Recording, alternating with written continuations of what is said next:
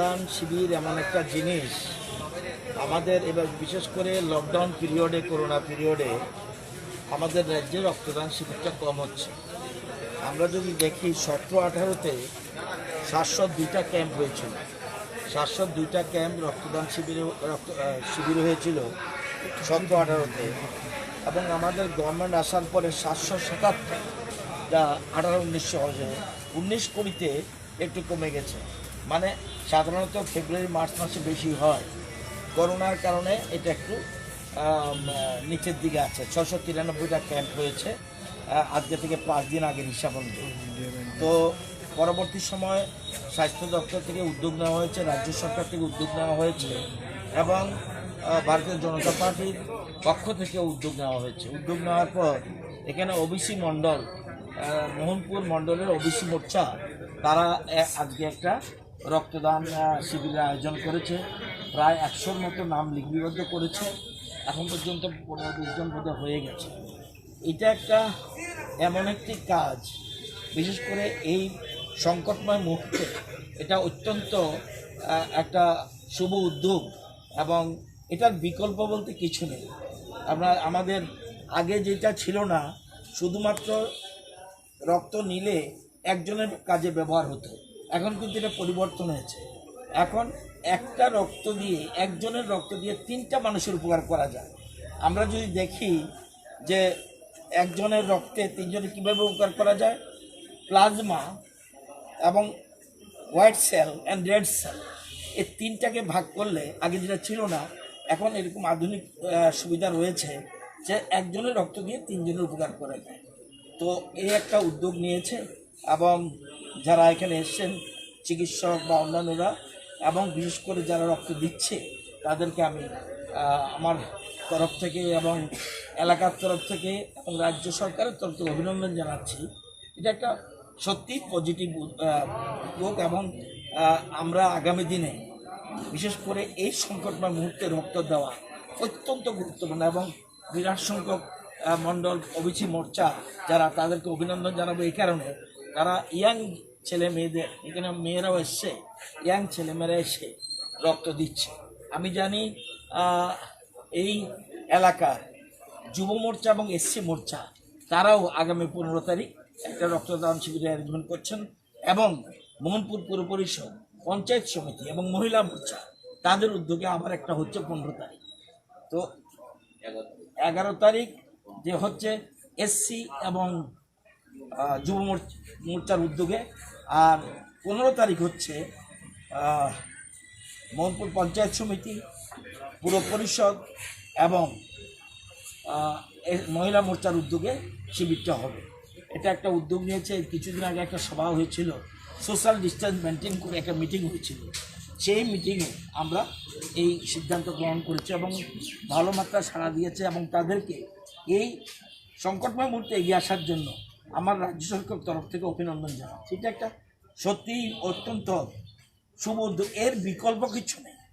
আমরা ফ্যাক্টরিতে রক্ত পাওয়া যায় না, কিন্তু এটার বিকল্প এখন পর্যন্ত কিছু হয় না।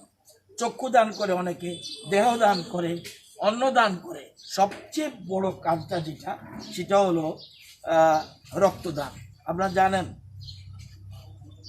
কালকে রাত্রে বুদ্ধদেবের, গৌতম বুদ্ধের একটা বাণী শুনেছিলাম, উঠো জাগো আর দেরি করো না। মানে কি, আমি আগামীকাল থাকতে পারি, নাও থাকতে পারি, যদি কোনো শুভ কাজ করতে হয় আজকে সেটা না, পরে করবো, এই কথার জন্য বাকি থাকলে মুশকিল হবে। সুতরাং এই কাজটার জন্য যারা যুব সম্প্রদায় এবং যারা এই উদ্যোগ নিয়েছে, তাদেরকে আবার ধন্যবাদ দিতে হয়, এবং মানুষের জন্য সকলের তরে সকলে, আমরা প্রত্যেকে আমরা পরের তরে, আমরা কাউকে ছাড়া, আমি নিজে বাঁচতে হবে, অন্যকে বাঁচাতে হবে, পরিবারের লোককে বাঁচাতে হবে, এবং সমাজকে বাঁচাতে হবে। এবং বর্তমান যেটা সোশ্যাল ডিস্টেন্স সবচেয়ে ইম্পর্ট্যান্ট, 2 গজ দূরে, আমরা কিন্তু 2 গজ দূরে নেই, 2 গজ দূর ডিস্টেন্স রাখতে হবে। আপনারা জানেন যে আমাদের রাজ্যে আজকের তারিখে 25টা কন্টেনমেন্ট জোন আছে, 25টা কন্টেনমেন্ট জোন আছে। এই 25টা কন্টেনমেন্ট জোনে কেন হয়েছে, আমরা সচেতন নই বলে ডিএম, যেমন আমাদের মোহনপুর মহকুমাতে মোহনপুর মহকুমাতে একটা কন্টেনমেন্ট জোন আছে, চাঁদপুরকে অসভা। সেরকম পশ্চিম ত্রিপুরাতে 2টো কন্টেনমেন্ট জোন আছে এবং সারা রাজ্যে 25টা, অর্থাৎ 28 দিন পর্যন্ত ওই এলাকার বাইরে জরুরি পরিষেবা ছাড়া কেউ ঢুকতে পারবে না, যেতেও বাইরেতে পারবে না। সুতরাং এটা যাতে না করতে হয়, সবাই যেন সচেতন থাকে। আমরা এরকমভাবে যদি সোশ্যাল ডিস্টেন্স মেনটেন না করি তাহলে কিন্তু বিপদ হবে। এবং এখন আমাদের রাজ্য সরকার যথেষ্ট উদ্যোগ গ্রহণ করছে এবং আজকে সেন্ট্রাল গভর্নমেন্ট থেকে কোনো বিশেষ সিদ্ধান্ত ঘোষণা হতে পারে, সিপাহীজলা রেড জোন হয়ে যেতে পারে। যদি আমরা সচেতন না হই তাহলে কিন্তু আমাদের বিপদ আছে। প্যানিক হওয়ার কোনো কারণ নেই এবং প্যানিক হওয়ার প্রয়োজনই ওঠে না, কিন্তু আমরা সচেতন হতে হবে, না হলে কিন্তু বিপদ আছে। কারণ দিন দিন বাড়ছে, যদিও এখন পর্যন্ত কমিউনিটিতে স্প্রেড করেনি। বাইরের থেকে যারা এসছে, আমরা জানেন যে বাইরের থেকে এই পর্যন্ত ট্রেনে, বাসে, প্লেনে প্রায় 30,000 লোক এসছে যারা ত্রিপুরার মানুষ। এবং আমরা বোম্বে থেকে যারা আসছে তাদেরকে 100% আমরা স্যাম্পল কালেকশন করছি। চেন্নাই থেকে যারা এসছে তাদেরকেও আমরা 100% কালেকশন করব। দিল্লি থেকে যারা এসছে তাদেরকেও 100% কালেকশন করব স্যাম্পল। এছাড়াও কন্টেনমেন্ট জোনে যারা আছে তাদেরও ব্যবস্থা করছি। তো সুতরাং এই সংকট মুহূর্তে এই ধরনের শিবিরের আয়োজন করা সত্যি মানে প্রশংসনীয়, এবং এই কাজকে শুধুমাত্র প্রশংসা করলে হবে না, আগামী দিনে তারা আরও মহৎ কার্যে এগিয়ে যাবে, এটা আমার বিশ্বাস। আমরা কন্টেনমেন্ট জোনে বিশেষ করে চাষবাস এলাকাতে আমরা দেখেছি মানুষ একটা ভয় ভীতি স্যাম্পল টেস্ট করার ক্ষেত্রে পালিয়ে যায়, প্রশাসনের কাছ থেকে দরজা বন্ধ করে লুকিয়ে থাকে। তাদের প্রতি আপনার কি বার্তা থাকে? এটা সচেতনতার অভাব। কন্টেনমেন্ট জোনের অর্থ হলো একটা পার্টিকুলার এলাকাকে ডিএম কন্টেনমেন্ট জোন এলাকা করে। যেদিন আপনার লাস্ট ডেট ফুলালো না এটি যারা বয়সে তারা ফুলালো তো ইয়াতেও আছে ফুলালো না আমরা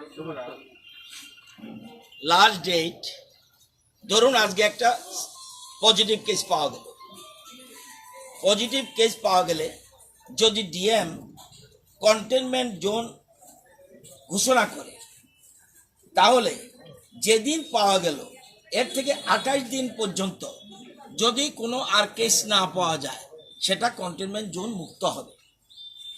এটা হলো কন্টেনমেন্ট। এবং কন্টেনমেন্ট জোনে কি হবে, আমাদের যারা আশাকর্মী, আমাদের যারা এমপিডাব্লিউ, তারা প্রত্যেকের বাড়িতে 50 করে, 40 করে, 30টা করে বাড়ি তারা পরীক্ষা করবে। পরীক্ষা করে দেখবে তাদের কোনো সিমটমস আছে কিনা, সর্দি কাশি এ ধরনের কিছু আছে কিনা, তাহলে সাথে সাথে স্যাম্পল কালেকশন করবে। এছাড়াও যাকে পজিটিভ পাওয়া গেছে এর কানেকশনে যতজন ছিল তাদেরও স্যাম্পল কালেকশন হবে। হওয়ার পরে সবগুলি দেখার পরে 28 দিন পর্যন্ত, যদি লাস্ট ডেট থেকে 28 দিন পর্যন্ত যদি কোনো কারো কিছু না হয়, এটা কন্টেনমেন্ট মুক্ত হবে। এবং আমাদের এসডিএম, আমাদের স্বাস্থ্য দপ্তরের কর্মকর্তারা সব ওই জায়গাতে বিভিন্ন ভিজিট করছে। শুধু এটা নয়, এবং তাদের বাড়িঘরে যাতে কোনো প্রবলেম না হয় সেজন্য পিডিএস মাধ্যমে প্রত্যেকের বাড়িতে ডোর স্টেপে তার জন্য খাদ্য সামগ্রী পৌঁছে যায়, এই ব্যবস্থা করা হয়েছে। আমরা চাইব, এবং সবচেয়ে বড় কথা, কন্টেনমেন্ট যে ভয়ের কিছু নেই, জরুরি কাজ থাকলে তো বেরোতে হবে, সেখানের জন্য গভর্নমেন্ট পারমিশনও দেবে। কিন্তু আমার বক্তব্য, কন্টেনমেন্ট জোন হতে হবে কেন? যদি আমি সতর্ক থাকি, আমরা যদি 40 লক্ষ ত্রিপুরাবাসী আমরা যদি সবাই সচেতন থাকি, আমি যদি দূরত্ব মেনটেন করি, আমি 2 গজ দূরে যদি সবসময় থাকি, এবং আমি যদি মাস্ক পরে থাকি, আমি যদি সব সচেতন থাকি, অযথা ভিড় করে যদি না হয় তাহলে কোনো অসুবিধা নয়। এটাই আমাদের রাজ্যের একটা অংশ সচেতন নয়। কিন্তু একটা জিনিস বুঝতে হবে, আমাদের দেখবেন ডেথ রেশিও নেই, নীল, একজনও কিন্তু করোনা আক্রান্ত কেউ মারা যান। আমাদের চিকিৎসকরা জীবন বাজি রেখে, এর মধ্যে একজন গতকাল পরশুদিন একজন চিকিৎসক পজিটিভ পাওয়া গেছে, কিন্তু জীবনের ঝুঁকি রেখে আমাদের চিকিৎসকরা, স্বাস্থ্যকর্মীরা এমনভাবে কাজ করছে, সবাই কিন্তু রিকভারি ধীরে ধীরে। কালকেও 19 জন রিকভারি হয়ে বাড়ি চলে গেছে যুব আবাস থেকে। সুতরাং আজকেও একটা সংখ্যা যেতে পারে, যতটুকু আমি খবর পেয়েছি। তো এই যে জিনিসগুলি ভয় পাওয়ার কিছু নেই। কন্টেনমেন্ট জোন যাতে না ডিক্লেয়ার করতে হয় সেজন্য আগে থেকে সতর্ক থাকতে হবে। আর জোন ডিক্লেয়ার করলেও ওই এলাকার ভালোর জন্য করছে, যাতে ওই এলাকায় কোনো সংক্রমণ ছড়াতে না পারে। এটাই মূল উদ্দেশ্য। যার যার বাড়ি ঘরে থাকবে। যদি পরিস্থিতি খারাপ হয়, যদিও খারাপ হওয়ার সম্ভাবনা আমি মনে করি না, আজকের পর থেকে এটা নিচের দিকে যাবে, নিচে উপরের দিকে উঠবে না। কিন্তু পরিস্থিতি খারাপ হলে সরকার তখন বাধ্য হয়ে সারা রাজ্যের জন্য লকডাউনের কথা চিন্তাও করতে পারে, সেক্ষেত্রে বলা যাবে না। তাহলে অনেকের আমরা জানি লকডাউনে অসুবিধা আছে, কিন্তু মানুষকে বাঁচিয়ে রাখতে হবে। আমাদের দেশের প্রধানমন্ত্রী মোদীজির প্রথম উদ্দেশ্য এটা আমেরিকার মতো নয়। আমরা চাই আমাদের সব মানুষকে বাঁচিয়ে রাখা। ডেভেলপমেন্ট দরকার হলে পরে করতে পারবো আমরা, কিন্তু মানুষকে বাঁচিয়ে রাখলে ডেভেলপমেন্ট একদিন না একদিন হবে। তো আমাদের সাথে অন্যান্য দেশের পার্থক্য এখানে।